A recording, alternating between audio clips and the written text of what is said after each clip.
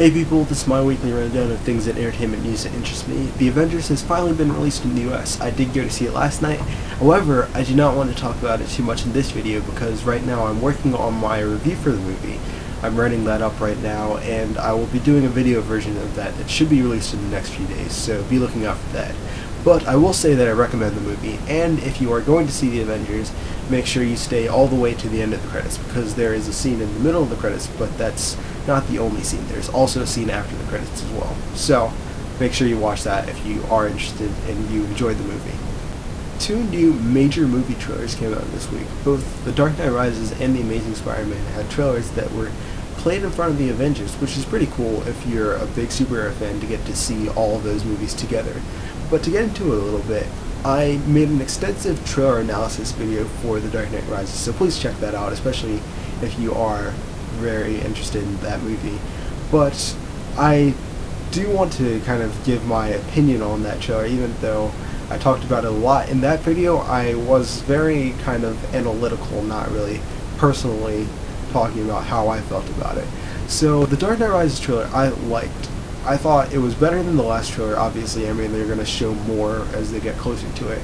But the last trailer I thought was kind of overrated because people were getting crazy hyped over it, but it was really kind of more of a mysterious trailer with you wondering what is going to happen in this. Like, Joseph Gordon-Levitt was shown in the last trailer, but they didn't show anything that he was doing. In this trailer we get an idea of who the character is and what the role is that he'll be playing, as well as Catwoman in this trailer. We can kind of get a feel for her story in this, which is interesting, and now I have something to say, I'm curious about seeing this aspect of the story, whereas before it's just like, oh, characters, action going on. The one thing that I am a little bit concerned about is that they seem to be trying to go very big with this. Like, you've got the plane stunt sequence, the stuff with Batman's air vehicle, I think it's called the Bat or whatever, that happened at the very end of the trailer. And that shot at the very end just seemed very un-Christopher Nolan Batman series. Like that kind of very effects-driven, look how cool this looks moment didn't seem like it. But at the same time, it doesn't seem like that's detracting from the story. It seems like they are still very story focused, and they've got a lot of drama that they're trying to bring. I think that they are working very hard to make us think that they're going to kill Batman. Like in this trailer, there are two sentences that very much suggest that Bruce Wayne might die, but I very highly doubt that Bruce Wayne is going to die in this. I might be wrong, but I think that they're just trying to play up that drama, so it's part of that, I have to see this to find out what happens to Batman in this movie. Not I want to watch this movie to see how Batman beats this next bad guy. So if you have this kind of mystery in this character's fate and the balance, it creates more of a pull of curiosity to the movie. So I don't have a problem with it. I just think it's very doubtful that they really would do that, which might be why they would do it. But The Amazing Spider-Man, I think it looks better with every trailer they release. This trailer gave us more of a look at some of the very different aspects of this story from the original Sam Raimi Spider-Man movie. They focused a little bit on the fact that the police are hunting down Spider-Man. They focused on the search for his parents, which they've done all along in this, but that, along with the Lizard, along with the police hunting Spider-Man, combined to hopefully make a movie that's very different from Sam Raimi's first Spider-Man movie, which is something that they really needed to get across with this last trailer, because people really feel like this is just a remake, a rehash of that Spider-Man movie, and completely unnecessary. So hopefully they'll give it a chance, and it will do well. It has been confirmed that Francis Lawrence, the director of I Am Legend, will be taking over as the director for Catching Fire, the sequel to The Hunger Games. I'm really not sure what to make of this. I liked I Am Legend a decent amount, and I enjoy The Hunger Games. I liked the movie. I think I enjoyed the book a bit more than the movie, but I've not read Catching Fire yet, so I'm not sure how that story differs, like the tone or anything, and how his directorial style might lend itself more to that. But it should be interesting to see how this series progresses and maybe changes with the shift in director. The last thing I want to talk about in this video is the Season 2 premiere of Young Justice. If you have not seen it yet and don't want to be spoiled, please stop watching because I'm going to get into full details. But the Young Justice Season 2 premiere jumps ahead 5 years, which is pretty surprising.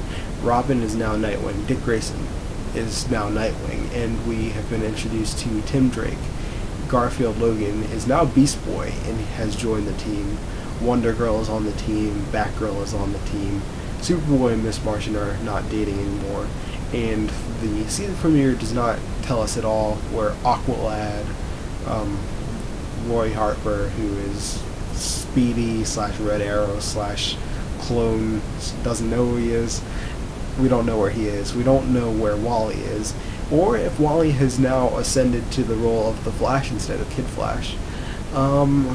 Somebody else. I think Artemis is missing as well. But we did see Rocket and Zatanna, I believe, in this, and as well as a few new members. We saw Bumblebee too, so it's interesting.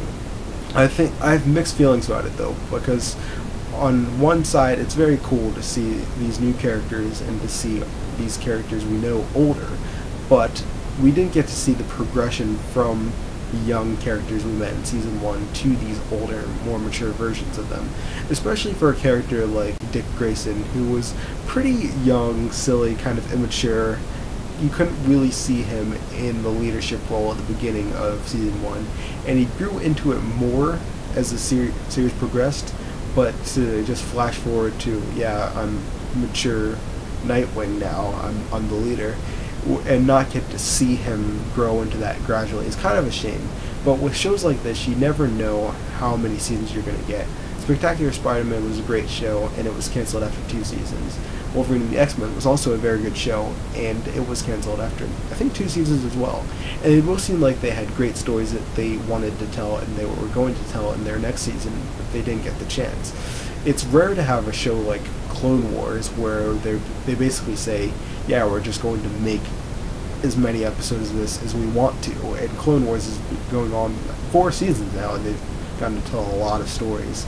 But for a show like Young Justice, it's kind of more unstable, and you can't count on the fact that, yeah, well, we'll go 5 seasons, and every season will be a year, and eventually we'll get to the point where Robin is Nightwing and Kid Flash is the Flash. So, yeah, I think honestly I would have preferred for them to stay in the time that they were and wrap up those stories, because the way that they left it didn't seem like they had any intention whatsoever of doing this. It seemed like that was a decision they made after they had finished the first season. Honestly, that's my impression. And I was interested in seeing what happened with Roy. Like, Roy was in a very interesting position at the end of it, finding out that he was a clone and that the real Roy Harper was missing. So that was going to be a very cool story arc to see played out over the next season, but that's probably been wrapped up in the past 5 years, I'd assume. So it's interesting. I am definitely still going to watch. I think it's a great show, and the season premiere was still good. It's just that it's a questionable creative direction for the series, I think. But that's really all I have to say in this video. Thank you very much for watching. If you liked what you saw, please like, comment, subscribe, and tune in next time.